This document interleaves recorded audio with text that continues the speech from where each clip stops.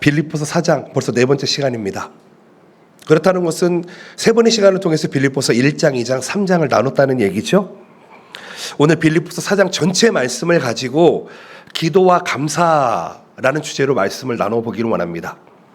여러분, 오늘 말씀을 이렇게 생각해 보셨으면 좋겠습니다. 저는 오늘 빌립보서 4장 13절 말씀은 이야기하지 않을 것입니다.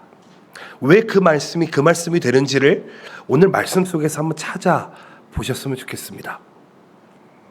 사랑하는 성도 여러분, 빌립보서 4장을 통해 바울이 우리 성도들에게 전하고 있는 기쁨, 평안, 기도, 하나님을 신뢰하는 삶에 대해서 한번 묵상해 봤으면 좋겠습니다. 바울은 지금 뭐라고 이야기하냐면은 어떠한 어려운 상황 속에서도 하나님 앞에서 기쁨을 누려라, 평안의 삶을 살아가라, 이렇게 권면하고 있습니다. 하나님께 모든 염려를 맡기고 기도하라, 이렇게 이야기하고 있습니다. 그렇다면 우리는 이 말씀을 통해서 우리가 해야 될 것이 무엇이냐면은 하나님의 평안을 경험하는 것입니다. 그리고 기쁨과 감사로 살아가는 법을 오늘 말씀을 통해서 배워보시기를 예수님의 이름으로 축복드립니다. 여러분, 기도하고 감사하라, 너무 당연한 이야기지요. 그런데 우리가 왜 기도하고 감사해야 될지를 오늘 본문에서 찾아보셨으면 좋겠습니다. 하나님께서 주시는 평강은 모든 이해를 초월한다, 이렇게 이야기합니다. 그리고 우리의 마음과 생각을 지키신다 또한 이야기합니다.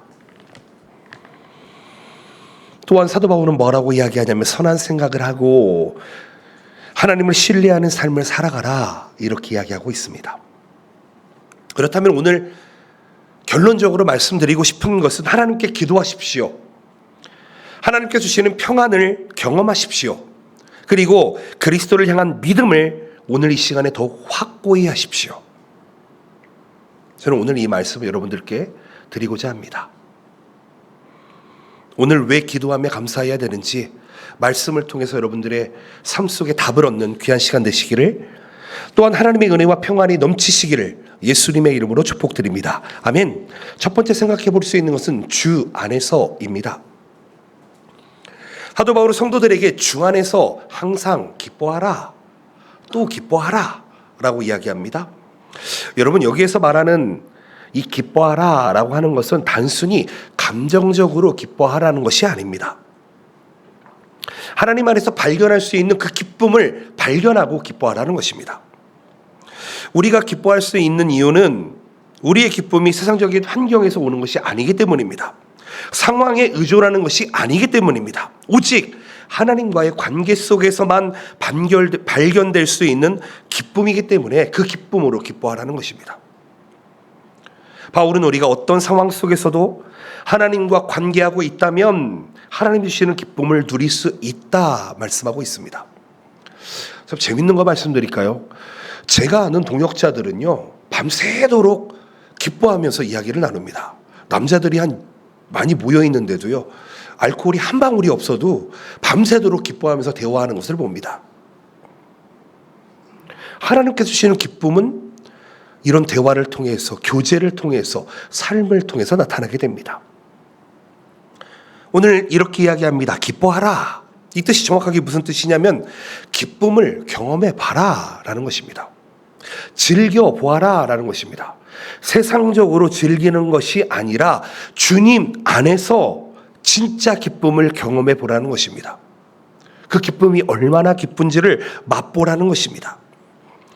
이 기쁨은 하나님께서 주시는 우리 안에 내적으로 충만한 기쁨이며, 우리가 하나님 안에서 참된 기쁨을 찾고 그 기쁨을 지속적으로 경험하면서 살아가야 한다는 그런 기쁨입니다. 왜냐하면 세상의 기쁨은 일시적입니다. 그런데요, 하나님 안에서 주는 기쁨은 계속해서 우러나는 영원하고 변하지 않는 기쁨이라는 것이지요. 여러분, 이 기쁨을 오늘 경험해 보시기를 축복드립니다. 기뻐하십시오. 누구 안에서요? 주님 안에서. 오직 하나님 안에서 기뻐하는 삶, 그것이 나의 삶을 안정되게 만듭니다. 그리고 그리스도 안에서의 기쁨을 계속해서 경험할 수 있도록 도와주신다는 것입니다. 우리가 기뻐하는데 어떻게 기뻐하라고요? 항상 기뻐하라 이렇게 이야기합니다. 즉 그리스도인들은, 성도들은 상황과 상관없이 항상 기뻐해야 되는 것입니다.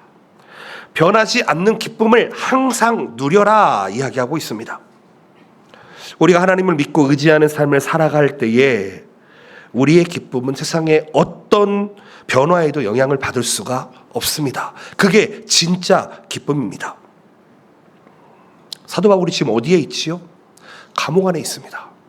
감옥 안에 있는 사도가 지금 밖에 있는 성도들에게 편지를 하고 있는 상황입니다. 그러면서 뭐라고 이야기합니까? 항상 기뻐하라. 내가 항상 기뻐하고 있으니 너희도 기뻐하라. 이렇게 이야기하는 것입니다. 우리가 하나님과의 관계 안에서 기쁨을 찾을 수 있다면 그것은 지속적이고 영원한 기쁨이 되는 줄로 믿습니다. 그 기쁨이 여러분들의 삶 속에 충만하시기를, 여러분들의 가정에 충만하시기를, 여러분들의 직장 생활과 여러분들의 학업 생활에 충만하시기를 축복드립니다. 그러면서 또 바울이 뭐라고 이야기합니까? 염려하지 말아라 라고 이야기합니다. 여러분이 염려는 무엇입니까? 그냥 오늘 하루하고 끝나는 것이 염려입니다. 여러분, 그날의 염려는 그날로 족하다고 성경은 이야기하고 있습니다. 그래서 성경은 뭐라고 이야기합니까? 염려하지 말고 기도하라 이렇게 이야기하고 있지요. 4장 6절 말씀을 볼까요? 아무것도 염려하지 말고 다만 모든 일에 기도와 간구로 너희 구할 것을 감사함으로 하나님께 아뢰라. 하나님께서 답을 주셨습니다. 이 가운데 아마도 염려하지 않으시는 분은 한 명도 안 계실 거라고 생각을 합니다. 죄송하지만 앞에 서 있는 이 목사도 염려할 때가 정말 많습니다. 저도 신앙생활 하면서 참 배고플 때도 있고 참 내 미래가 어떻게 될지 모를 때가 많이 있었습니다. 전도사였을 때요, 때로는 그날 쌀이 뚝 떨어진 적도 있습니다. 근데 정말 신기한 게 무엇이냐면은 쌀이 떨어졌는데 문 앞에 가보니까 20kg짜리 쌀포대가 하나 있었던 적도 있습니다. 가끔 저는 고기를 좋아합니다. 고기가 먹고 싶다 했더니 어떤 분이 저희 집에다가 고기를 이렇게 한 보따리 갖다 놓고 간 적도 있습니다. 그게 누군지도 모르겠습니다. 그런 염려만 있습니까? 하나님, 저 결혼해야 되는데 저 배우자 주세요. 저 직장 생활해야, 저 어느 교회로 가면 됩니까?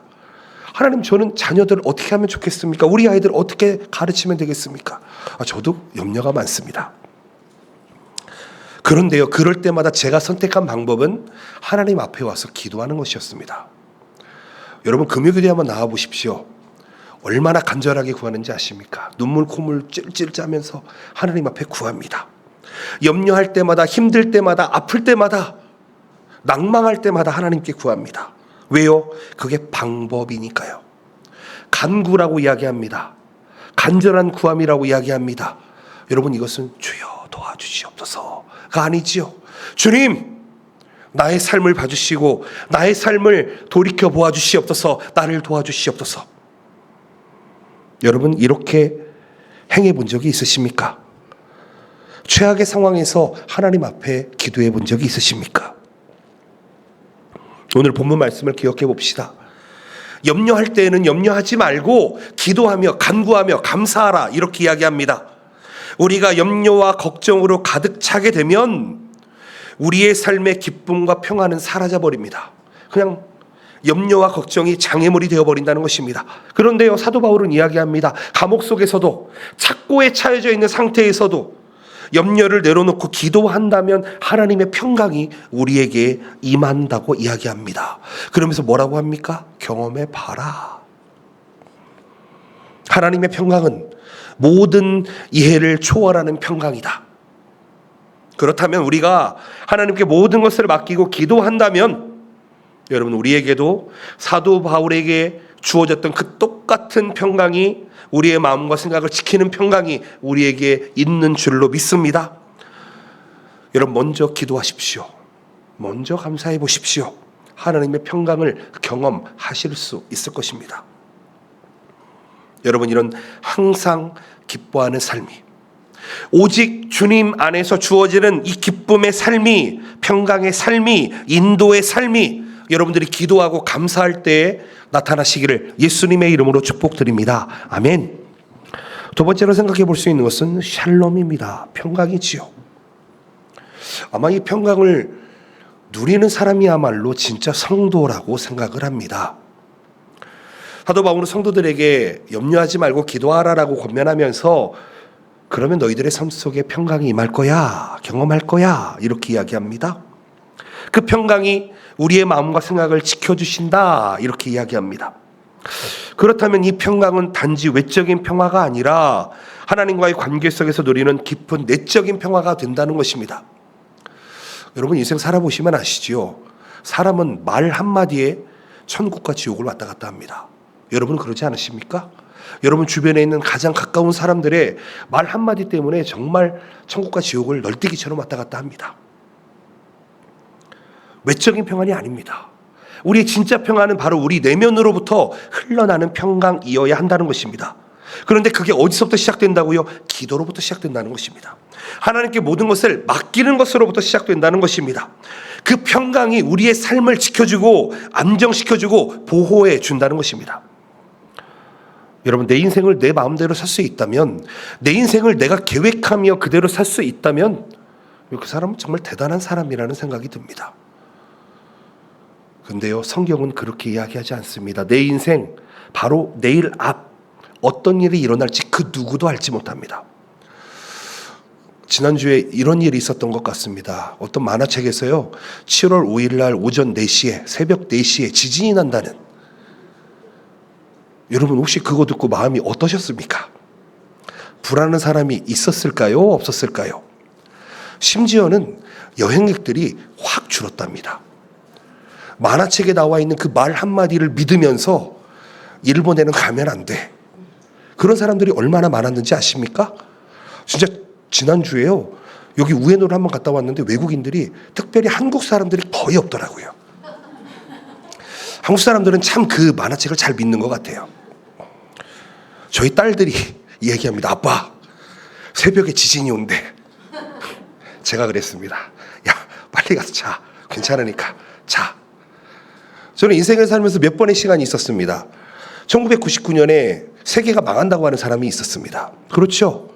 또 어떤 다미선교회에서는요 세상에 종말이 온다고 이야기하는 사람들도 있었습니다. 저는 아마 그때 평안하게 잤던 걸로 기억합니다. 여러분 평안하십니까? 하나님의 말씀에 하나님의 은혜가 함께 하시는 분들은 이 평안을 누릴 수가 있습니다. 아멘이십니까?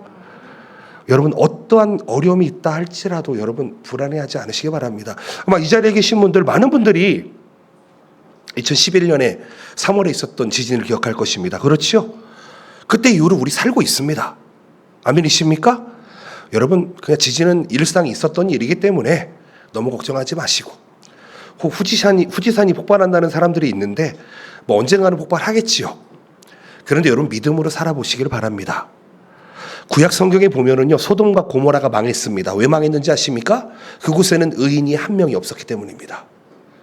여러분 의인이 있는 곳에 하나님은 그 의인들을 지키기 위해서 그 지역을 지켜주시는 줄로 믿습니다. 아멘이십니까? 여러분 이러한 믿음이 우리에게 있어야 하는 줄로 믿습니다.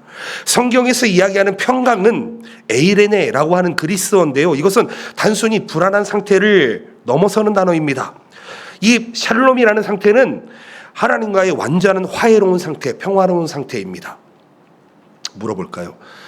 우리 부부가 많이 앉아 계시는데 여러분 남편과의 관계가 샬롬하십니까? 아내와의 관계가 샬롬하십니까? 우리 부모님과 자녀와의 관계가 샬롬하십니까? 이것이 어디로부터 온다고요? 하나님의 말씀으로부터 온다고요.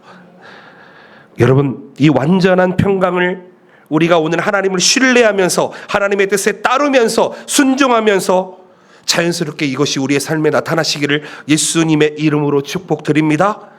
여러분 우리의 삶을 완전하게 보호하는 것이 무엇입니까? 그것이 바로 하나님의 평강입니다. 하나님이 주시는 평강은 세상의 상황에 좌우되지 않습니다. 하나님과의 바른 관계만 있다면 우리는 그 평강 가운데 살아갈 수 있습니다. 두려워하지 마십시오. 염려하지 마십시오. 염려하기 이전에 기도하십시오. 기도하기 이전에 감사하십시오. 그러면 여러분들의 삶 속에 항상 기쁨이 넘쳐나게 될 줄로 믿습니다. 아멘. 이 평강은 어떤 평강입니까? 모든 상황과 이해를 초월하는 평강입니다. 세상적으로는 이해할 수 없는 평강입니다. 세상 사람들은 이 평강을 알지를 못합니다. 어디에서부터 오는지, 왜 오는지, 왜 이 평강이어야만 하는지 세상 사람들은 이해할 수 없습니다. 우리의 삶 속에 고난이 찾아옵니다. 어려움이 찾아옵니다. 내 뜻과는 정말 다른 결과가 찾아옵니다. 저만 그런가요? 그렇지 않죠. 여러분, 이 세상은 우리 뜻대로 할 수 있는 게 그렇게 많지가 않습니다. 저에게도 딸이 둘이 있는데요, 참 제 마음대로 되지 않습니다. 어쩜 그렇게 개성이 강한지, 제가 이렇게 살아라 해도 그렇게 살지 않습니다. 하물며 이 자리에 앉아 계신 여러분들의 삶, 여러분들의 뜻대로 결과가 나오셨습니까? 다들 좋은 결과를 가지고 살아가고 계십니까? 그렇지 않죠. 왜요? 내 욕심과 내 유익과 내 의의를 자랑하며 사는 삶은 그 결과가 좋지 않기 때문입니다. 우리가 살아가는 방법이 무엇입니까? 바로 하나님의 평강과 하나님의 선과 하나님의 의를 위해서 살아가는 것, 그것으로부터 주어지는 놀라운 평강, 그 평강이 우리의 마음과 생각을 지키며 우리를 흔들리지 않게 만들어준다는 것입니다. 여러분, 그 경지에 한번 도달해 보시기를 축복드립니다. 신앙생활도요, 젖을 먹는 신앙생활이 있습니다. 이것은 나이와 상관이 없습니다. 그런데요, 나이가 어려도 장성한 신앙을 가진 사람들이 있습니다. 성경은 그렇게 이야기합니다. 젖을 먹는 신앙생활, 딱딱한 음식을 먹는 장성한 신앙생활. 누가 평안을 누릴 수 있을까요? 장성한 신앙을 가진 자에게 주어지는 평강이 진짜 평강입니다. 하나님이 주시는 평강은요, 내 주변에 있는 지인들이 알지 못합니다. 세상에서는 설명이 불가능합니다. 여러분, 그 안에서 하나님이 주시는 놀라운 보호하심을 깨달아 보시기를 축복드립니다. 하나님의 평강은 하나님의 능력입니다. 그 능력이 여러분들과 함께 있음을 기억해 보시기를 바랍니다. 어떨 때요?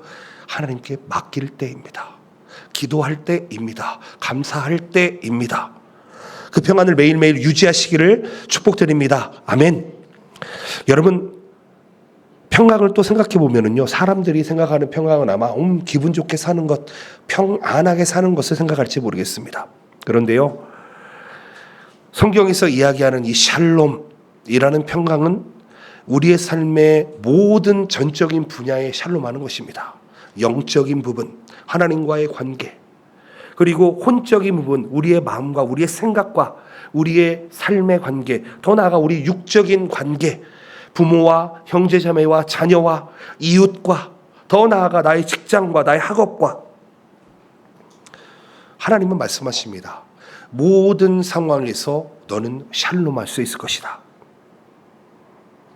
기도와 감사로 나아가면 너의 생각과 마음이 변하게 될 것이고, 그 변화된 너의 삶이 너를 지켜줄 것이다.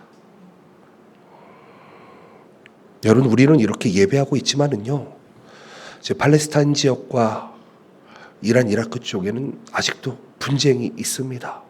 우크라이나, 러시아도 분쟁이 있습니다. 여러분, 감히 우리가 전쟁을 생각해 볼 수 있겠습니까? 내 머리 위로 포탄이 날아다니고 미사일이 날라고 하는 상황을, 여러분, 그 상황을 견뎌낼 수 있으시겠습니까? 먼저는 우리에게 주신 이 삶에 감사하며, 더 나아가 여러분, 그들에게도 그런 평강이 있을 수 있도록 우리는 기도할 수 있는 사람이 되어야 하는 줄로 믿습니다. 평강하게 사시고요, 샬롬하게 사시고 샬롬을 전하는 사람이 되시기를 예수님의 이름으로 축복드립니다. 아멘. 세 번째로 생각해 볼 수 있는 것은 선한 일입니다.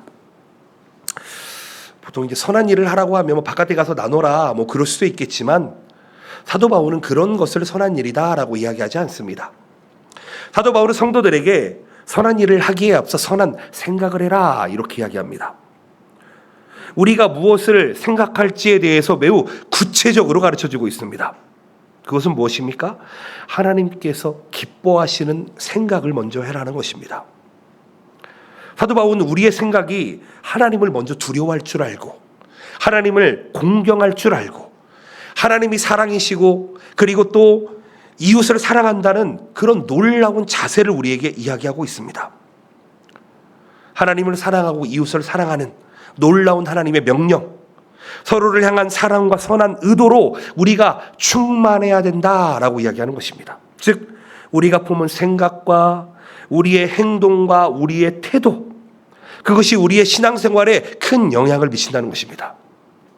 아마 이 자리에 앉아 계신 여러분들은 예수님을 믿는 사람들입니다. 아멘이십니까? 아멘이죠. 예수님을 믿는다는 것은 예수님을 믿는 그 자세로, 태도로 살아간다는 것을 의미합니다.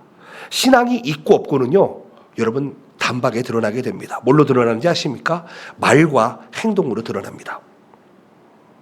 우리의 생각과 우리의 사상, 우리의 이것들이 다 어디에 드러납니까? 말과 행동으로 드러난다는 것이죠. 그렇기 때문에 우리가 어떻게 살아가는지 그 자세가 정말 중요하게 됩니다. 선한 생각을 하고 있다면 선한 행동으로 선한 일을 해야 된다는 것을 의미하는 것이죠. 그러면서 어떻게 해야 되냐 이야기합니다. 그것은 진리로 행하라 이렇게 이야기합니다. 즉 사도 바울은 우리가 하나님을 기뻐하며 하나님을 두려워하며 하나님을 공경하며 하나님의 진리의 말씀을 따르기를 원한다는 것입니다. 하나님과 생각이 일치하며 하나님의 진리의 말씀에 따르는 삶이 우리의 삶이 되어야 된다는 것이죠. 우리의 생각과 우리의 가치관이 순수하고 정직해야 함을 의미합니다. 무슨 얘기냐면 여러분 우리가 신앙생활을 하다 보면은 세상적인 가치관과 세상적인 사상과 세상적인 법과 부딪힐 때가 있습니다. 그런데요, 믿는 사람은요, 세상의 법 이전에 하나님의 법 안에 거해야 하는 줄로 믿습니다. 세상의 거짓된 가치관, 그것과 비교할 수 없는 하나님의 진리를 우리가 붙들고 살아갈 수 있어야 합니다. 진리의 말씀, 즉 하나님의 말씀, 성경 말씀은 우리의 마음과 삶을 정화시키게 됩니다. 깨끗하게 만들어줍니다. 그러면서 하나님께서 원하시는 방향으로 인도해 주신다는 것이죠.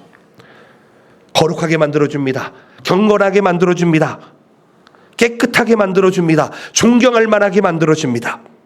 사도 바울은 우리가 하나님을 경외하기를 원하십니다.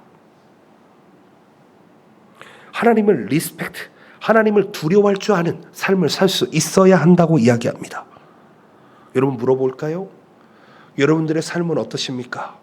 선한 일로 살아가고 계십니까? 선한 일이 뭐라고요? 하나님을 두려워할 줄 아는 거라고요. 그리고 하나님의 말씀에 따르는 거라고요. 하나님을 두려워하는 사람은 그들의 생각과 가치관과 입술과 행동이 변화되게 됩니다. 그리고 긍정적이고 존경받을 만한 사람으로 변화된다는 것입니다. 즉 우리의 삶은 하나님을 경외할 때에, 하나님을 존중할 때에, 이웃을 사랑할 때에 우리의 삶 자체가 영화로운 삶이 되어진다는 것이죠. 주변 사람들에게 긍정적인 영향을 끼친다는 것이죠. 여러분 우리의 삶을 한번 돌아봅시다. 선한 일을 하고 있는지, 내 자녀들에게 선한 성품을 가르쳐주고 있는지, 아니면 나의 남편과 나의 아내와 나의 부모와 형제자매와 나의 자녀들에게 하나님의 성품으로 살아가고 있는지를 돌아보시기를 축복드립니다. 8절 말씀에 사도 바울은 이렇게 이야기합니다. 끝으로 형제들아 무엇에든지 참되며, 진리입니다. 무엇에든지 경건하며 거룩함을 이야기합니다. 무엇에든지 옳으며, 무엇에든지 정결하며, 무엇에든지 사랑받을 만하며, 무엇에든지 칭찬받을 만하며, 무슨 덕이 있든지 무슨 기름이 있든지 이것들을 생각하라. 이게 뭐라고요? 선한 일이라고요. 여러분들은 칭찬받고 계십니까? 여러분들은 사랑받고 계십니까? 여러분 깨끗하게 살아가고 계십니까? 즉 무엇을 이야기하고 있습니까? 우리의 생각과 우리의 가치관이 선한 일로 가득 차야 된다고 이야기합니다. 어떤 일이요? 사랑, 하나님의 사랑, 하나님께 주신 그 구원의 은혜, 그 본질에 가득 있어야 한다고 이야기합니다.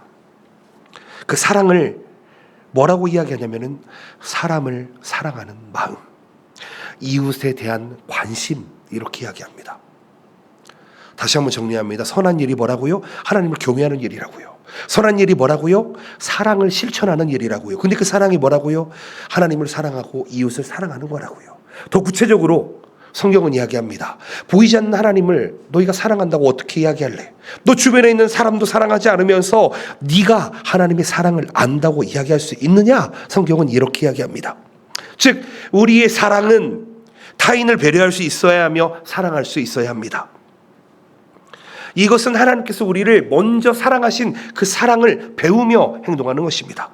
우리가 이 사랑을 우리의 마음속에 묵상하며 실천하며 될 때에, 그것을 마음에 품을 때에 하나님과 사람들에게 사랑을 전하는 도구가 됩니다. 선한 일을 행하게 될 수 있다는 것입니다. 우리 교회 6월 말에 선교 신주일이 있었습니다. 선교 헌금이 들어왔습니다. 선교를 위해 사용될 것입니다. 작년에는요, 노토한도에 큰 지진이 났잖아요. 노토한도의 적십자를 통해서 선교 헌금을 지원했습니다. 우리 교회는 교회 나름대로의 사랑을 실천하고 있습니다. 우리 성도들도 마찬가지입니다. 우리 교회는요, 우리 구제팀이 매월 주변에 소외된 우리 성도님들을 찾아가서 베풀고 있습니다. 그들을 세워드리고 있습니다. 도와드리고 있습니다. 우리 교회는요, 매주 하나님 앞에 기도하고 있습니다. 중복 기도팀들이 모여서 성도들의 삶을, 교회를 위해서, 하나님의 나라를 위해서 기도하고 있습니다. 그뿐만 아니죠. 여러분, 우리 교회는 많은 팀들이 움직이고 있습니다. 예배를 안내하면서, 또 찬양하면서, 또 여러분 차량 운행도 해주고 계십니다. 그뿐만 아니라 시설을 관리해주고요, 환경미화를 위해 돕는 손길들, 그리고 재정을 관리해주고, 우리가 보이지 않는 곳에서 하나님의 사랑을 실천하시는 분들이 많이 있다는 것입니다. 그런 분들은 하나님께 분명 칭찬받게 될 것입니다.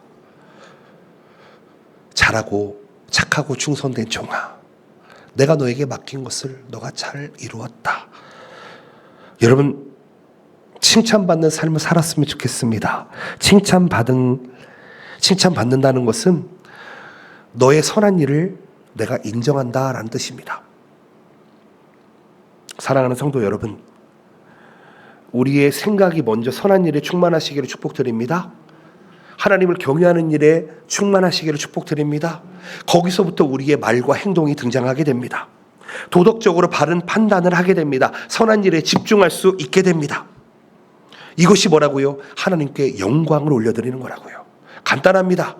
하나님의 영광이 되는 방법은 내가 하나님의 뜻대로 선한 일을 행하는 것입니다. 그래서 어떤 교회에서는요, 홈리스 사역을 합니다. 거의 우에노 쪽에서는 매주 이런 홈리스 사역이 있는 줄로 알고요. 또 어떤 분들은 양로원이나 시설에 찾아가서 이렇게 돕기도 합니다. 저도 바라옵기는 우리 동역모험교회가 그만큼 성장해서 정말 주변에 있는 분들을 많이 섬기고, 그리고 바자도 풍성하게 열어서 이웃들과 나누고, 또 여름에 우리 자녀들을 잘 섬겨서 하나님의 나라가 그 가운데 임하도록 하는 일에, 하나님을 영화롭게 하는 일에 쓰임받을 수 있으시기를 예수님의 이름으로 축복드립니다. 우리 교회는 선한 일을 하며 나아갈 것입니다. 마지막으로 네 번째입니다. 채워주십니다. 누가요?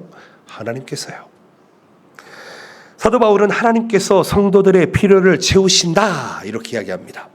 나 지금 감옥 속에 있는데 착고에 수갑에 채워져 있는 상태임에도 하나님은 나를 채워주신다. 내가 감옥에 갇힌 것이 그들에게는 유익이 된다, 이렇게 이야기합니다.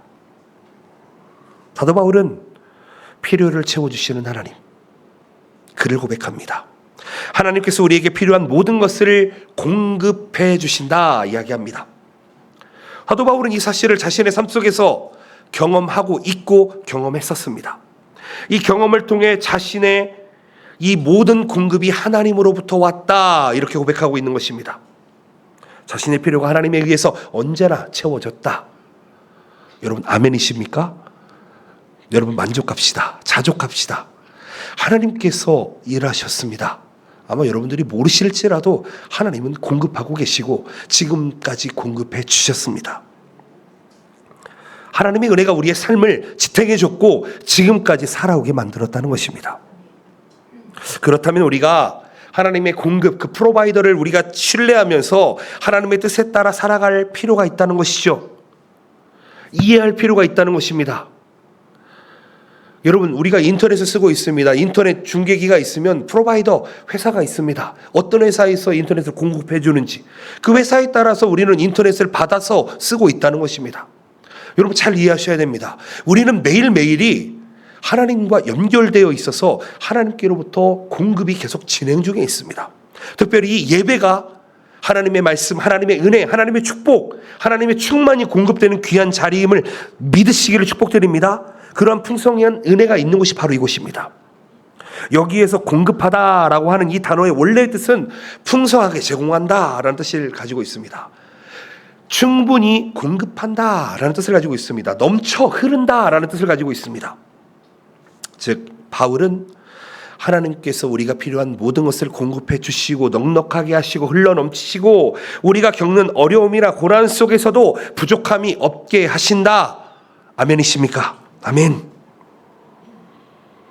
우리가 하나님을 의지하며 살아간다면 하나님께서는 우리에게 풍성한 공급으로 함께해 주십니다. 우리가 인간적으로 생각해 보면 공급이라고 하면 물질적인 것을 생각하기가 쉽습니다. 뭐 돈을 주시고 물질을 주시고 때로는 내가 생각하지 못한 어떤 일확천금을 주시고 그럴 수 있을 것 같습니다. 그런데요, 성경에서 말하는 이 공급은요, 물질적인 것에만 국한되는 것이 아닙니다. 정서적인 것, 영적인 필요를 우리에게 채워주신다는 것입니다. 하나님께서는 즉 전인적으로 우리의 감정과 우리의 지식과 우리의 의지마저도 주님께서 채워주시며 영혼, 육을 채워주시는 분이시다. 사도 바울은 자신의 삶에서 하나님께서 주신 공급을 경험하면서 그리스도 예수 안에 영적인 풍성함이 있다라고 이야기하고 있습니다. 하나님이 우리가 하나님을 신뢰하며 따를 때 미타사레로 충만함을 주신다는 것을 이야기하고 있습니다. 즉 무엇인지 아십니까? 저는 인생을 한 26살 정도에 이런 삶의 방향을 바꿔봤습니다. 내 인생을 나의 유익을 위해서만 사는 것이 아니라 나의 이웃들과 성도들을 위해 살아보자라고 생각될 때가 26살이었습니다. 나의 유익을 찾을 때에는 밑빠진 독에 물 붓는 것처럼 부어도 차지 않던 나의 마음의 그릇이 이웃을 위해 성도들을 위해 살아갈 때의 채워짐을 느꼈습니다. 충만함을 느꼈습니다. 정말 신기한 게 무엇인지 아십니까? 신앙생활은 희생을 통해서만, 헌신을 통해서만, 섬김을 통해서만 그 결과가 나온다는 것입니다. 이것을 경험해 보시기를 축복드립니다. 교회와 성도들의 헌신적인 삶, 하나님께서 그것을 칭찬하십니다. 그들의 기쁨과 감사가 된다고 이야기하십니다. 즉 하나님께서는 우리의 헌신을 받으시고 우리들에게 하나님의 진리의 말씀과 하나님이 주신 풍성함과 공급을 우리에게 허락해 주신다는 것이죠. 즉 우리가 헌신하면 할수록, 하나님을 섬기면 섬길수록, 하나님을 두려워할 줄 알고 하나님을 경외할 줄 알았을 때 우리의 삶은 하나님의 도구로서 더욱더 풍성하게 나아간다는 것입니다. 여러분, 우리 자녀들을 키울 때요, 우리의 경험으로 키우지 않으시기를 바랍니다. 권면드립니다. 하나님을 바로 가르치시다. 하나님을 바로 알게 합시다. 우리 자녀들이 하나님을 경외하며 하나님을 공경하며 살아갈 때 그들의 인생은 완전하게 변하게 될 것입니다. 여러분, 공부를 많이 하는 것도 좋습니다. 그런데요, 주 안에서 하나님을 알고 해야 되는 것입니다. 하나님께 우리가 드리는 모든 것이 하나님의 뜻을 위해 사용되는 도구가 된다는 것을 기억하시기를 예수님의 이름으로 축복드립니다. 그리고 하나님께서 우리에게 공급한 것이 있다면 여러분 감사합시다. 찬양합시다. 하나님을 높여 드립시다. 하나님이 모든 성도들에게 영광을 돌리시기를 원하신다고 이야기합니다.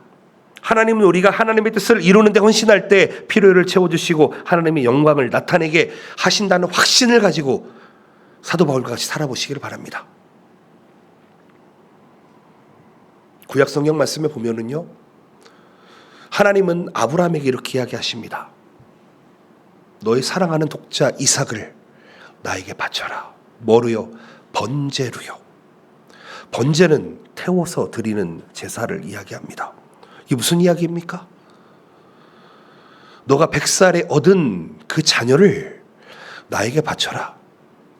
그런데요, 아브라함은 믿음으로 그것을 행했습니다. 여러분 다 아시잖아요. 그때 하나님께서 이야기합니다. 너가 너의 독자 이삭을 나에게 죽여서 드리기까지 하는 그 마음을 이제 내가 알았다. 내가 그 이삭에 대한 제사를 대신에 양을 준비해 두었다. 그래서 여호와 이레라는 하나님의 이름이 등장을 합니다. 하나님의 이름이 무엇인지 아십니까? 여호와 이레, 공급하시는 하나님, 준비하시는 하나님입니다. 아멘이십니까? 하나님은 이레십니다. 준비하십니다. 하나님은 공급하십니다. 그 하나님의 성품을 알고 계시면 우리는 우리의 삶 속에 있는 모든 것들을 하나님께 전달하며 드릴 수 있게 된다는 것입니다. 하나님의 뜻을 이루기 위한 삶을 살아갈 수 있다는 것입니다. 아멘. 말씀을 맺기를 소원합니다. 빌립보서 4장 말씀 꼭 읽어보시기를 바랍니다. 그냥 읽기만 해도 은혜가 됩니다.